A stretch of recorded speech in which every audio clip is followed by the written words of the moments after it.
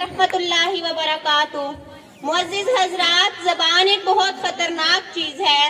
नबी सल्लल्लाहु अलैहि वसल्लम हमेशा इसकी हिफाजत की तलकीन किया करते थे, क्योंकि यही वो ज़बान है जो झूठ बोलती है, यही वो ज़बान है जो झूठी कसम खाती है, और यही वो ज़बान है जो गाली देती है। तअज्जुब है हमें इस गुनाह का मालूम ही नहीं। गीबत भी एक ऐसा ही गुनाह है जिसमें हर कोई मुलव्विस है, मर्द हो या औरत, आलिम हो या जाहिल, बूढ़ा हो या जवान।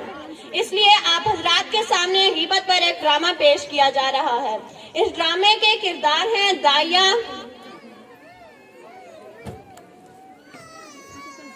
बहू सुमैया,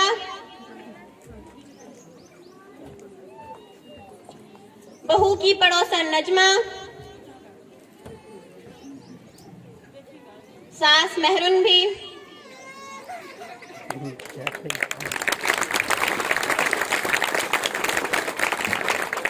सास की पड़ोसन बद्रुन्निसा। आप सब हजरात से गुजारिश है कि इस ड्रामे को गौर से देखें और इस गुनाह से बचने की कोशिश करें इंशाअल्लाह।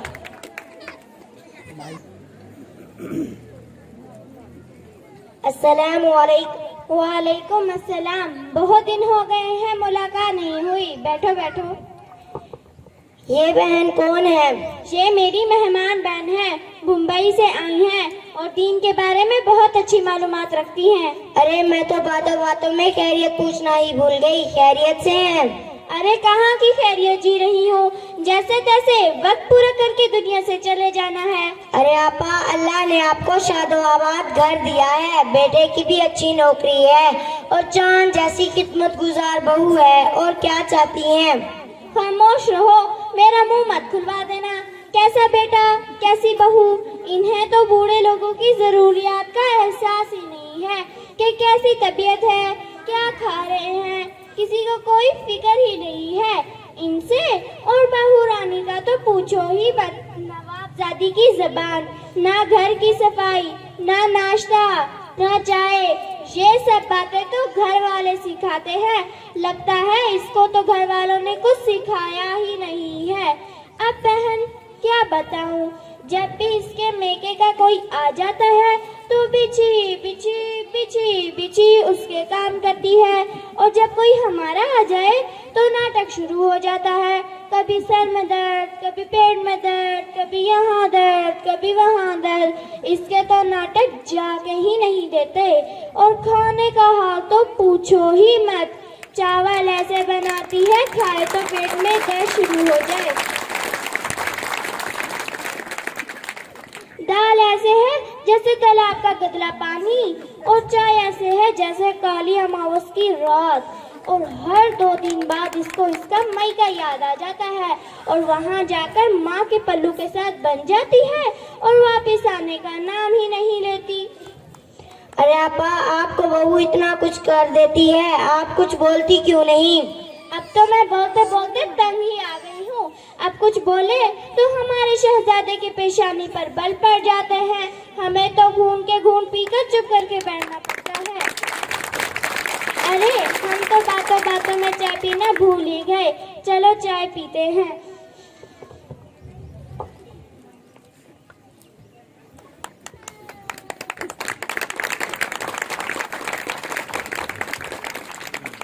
ये थी सास और सास की पड़ोसन, दिल खोल कर अपनी बहुओं की गीबत कर रही थी। अल्लाह माफ फरमाए, कितनी बुरी हालत है। अब देखते हैं बहुओं को कि वो अपनी सास की किस तरह तारीफ करती हैं।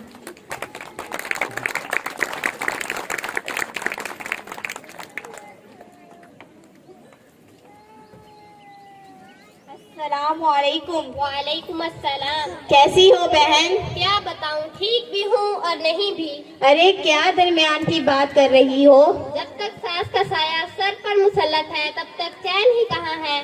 सुमैया, तुम तो कितनी खुशकिस्मत हो, तुम्हारे सर पर तो सास का साया है। नजमा, क्या खुशकिस्मती की रट लगा रखी है। भला वो भी कैसे चैन से रह सकता है जिसकी मेरी जैसी सास हो।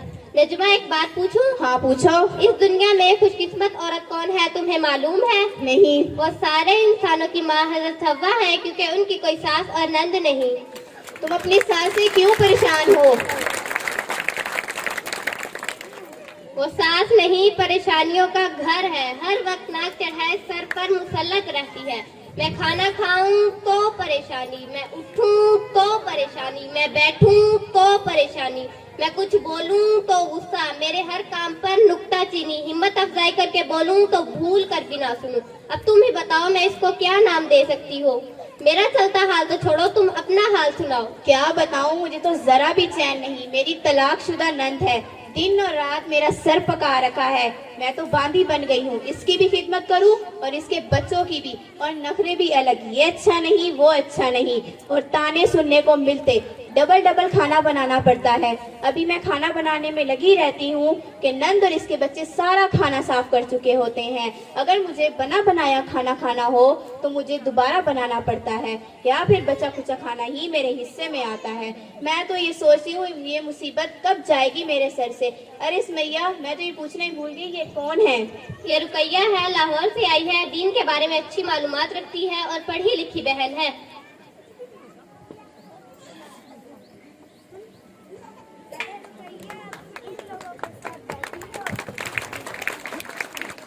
अरे रुकैया, तुम तो इन लोगों के साथ बैठी हो।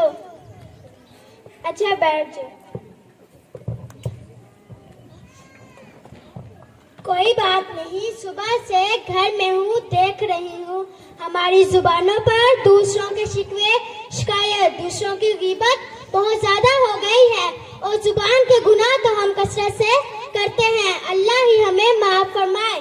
हम औरतों की बहुत बुरी आदत है, जहाँ दो चार जमा हो गए वहाँ दूसरों की तस्करा, दूसरों की चुगली हमारी तबीयत का हिस्सा बन गई है, और हम महज वक्त गुजारी के लिए दूसरों की गीबत करना शुरू कर देते हैं, और हमें इस गुनाह का जरा भी पता नहीं कि और सुबह मोहर्रम भी आई और उसने पड़ोसन की बातों पर गौर किया। अल्लाह भी तुम सब की बातों पर गौर कर रहा है। ये सारी गुफ्तगू गीबत है। गीबत क्यों होगी? जो हकीकत है वही कह रहे हैं हम। कुछ गलत तो नहीं कहा हमने? अरे मेरी बहनों सुनो तो सही, ये सारी गुफ्तगू गीबत है, और अगर तुम ऐसी बात कर रही हो जो उसमें नहीं है तो वो बुहतान है। दोनों सूरतों में गुनाह लाजिम है।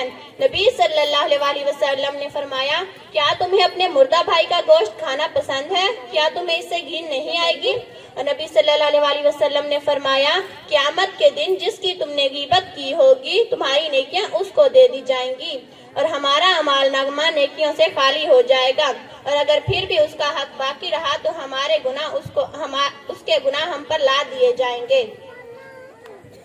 अरे रुकैया आंटी, हमने तो बहुत से लोगों की गीबत की है और पीठ पीछे बहुत बुरा भला कहा है। अब हम क्या करें? पहले अल्लाह से माफी मांगो और फिर उससे तौबा करो जिसकी तुमने गीबत की है। जज़ाकल्लाहु खैर। रुकैया आंटी, अल्लाह आपको जज़ाए खैर दे। आपने तो हमारी आंखों पर लगी हुई पट्टी खोल दी। हमें तो ये भी नहीं पता था कि ये भी एक गुनाह है। मैं वादा करती हूँ कि मैं आइंदा किसी की पीठ पीछे बुराइयां नहीं करूँगी। मुझे एहसास हो गया है।